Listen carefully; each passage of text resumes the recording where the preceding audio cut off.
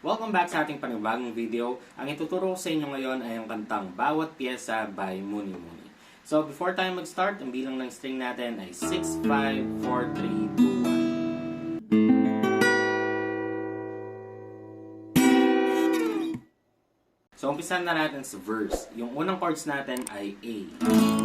So yung A natin, ito ay sa 4th, 3rd string to, and 1st string to.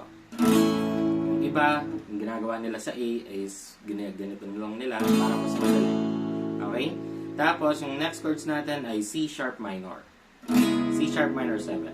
So, yung C sharp minor 7 natin, dito siya sa 4th fret. So, 1, 2, 3, 4. Tapos, yung intuturo, dito sa 5th string hanggang 1st string. Tapos, ito ay sa 4th and 2nd string to. Ngayon, kung di nyo pa kaya yung bar chords, pwede naman na shortcut na lang, ganito. Okay, so ito ay sa 3rd fret or 3rd string hanggang 1st string, tapos ito ay sa 2nd string. Okay? Tapos ulitin natin itong dalawang chords na to ng dalawang beses. Pagtapos ng dalawang beses na yon, ang next chords natin ay D sus 2. So yung D sus 2 natin, ito ay sa 3rd, tapos ito ay sa 2nd string. Ngayon, ipipick nyo rin to or strum nyo rin yung 1st string pa din. Okay? Tapos, ang next chords natin ay C sharp minor 7. Tapos, babalik ng D sus 2. Tapos, A. So, itong dalawang last chords na to, yung D sus 2 at A, uulitin natin to ng dalawang beses. So, yung strumming pattern naman natin dito, ang may sasuggest ko ay down, down, up, up, down, down, up, down, up. Tapos, ulitin natin yun ng dalawang beses bago lumipat ng chords. Okay? Pero kung meron kayong strumming pattern na mas madali para sa inyo, pwede nyo naman din gamitin yan para sa kantang to. Okay? So, tara, practice na natin yung verse ng sabay-sabay. 1, 2,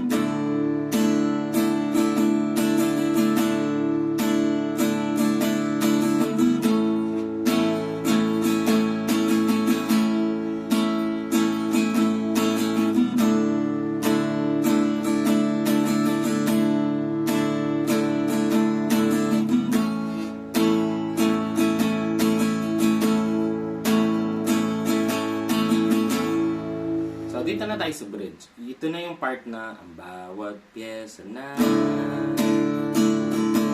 sa'yo. So, yung mga chords natin doon ay D sus 2, tapos E. So, yung E natin, ito ay sa 5th, 4th string to, and 3rd string to. Tapos, yung dalawang chords na to, uulitin natin ng dalawang beses. Pagtapos ng dalawang beses na yon, last chords natin ay A.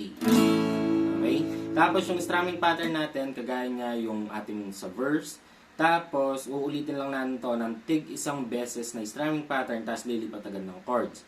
Pero, doon sa last chords natin, yung A, gagawin natin yung kagaya ng verse na dalawang beses yung strumming pattern natin. Okay? So, tara, practice na natin ng sabay-sabay para mas madali natin matutunan.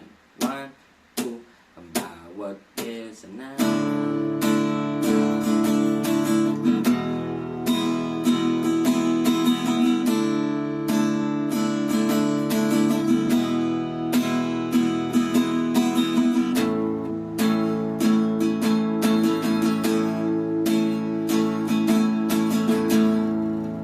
dito na tayo sa chorus. Yung mga chords natin para sa chorus ay D sus 2, tapos A.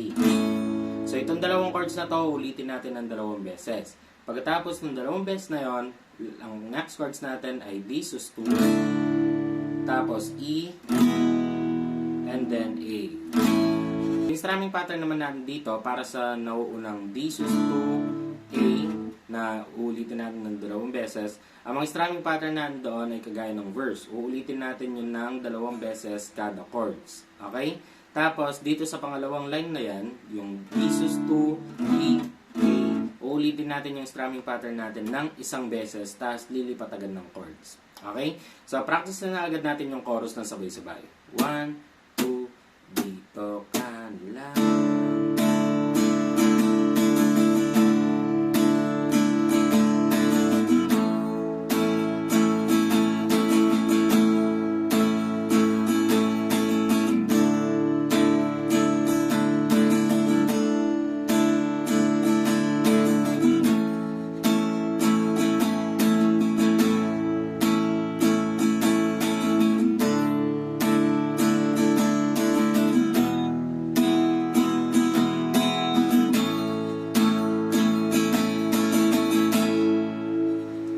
Pagkatapos ng ating chorus, babalik siya ng verse tapos chorus ulit.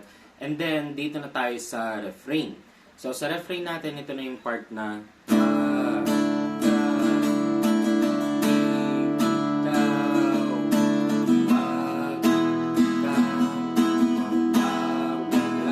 so, yung mga chords natin doon ay D sus2, tapos E. Ulitin natin to ng 2 beses. Pagkatapos nun, A, tapos E, D sus2, at ang last chords natin ay E. Okay? Tapos, yung mga strumming pattern natin dito, kagaya ng ating verse 1. So, down, down, up, down, up, ng 2 beses, tapos dilipat na ng chords. Okay? So, practicein natin tong refrain. 1, 2, 3, go. 1,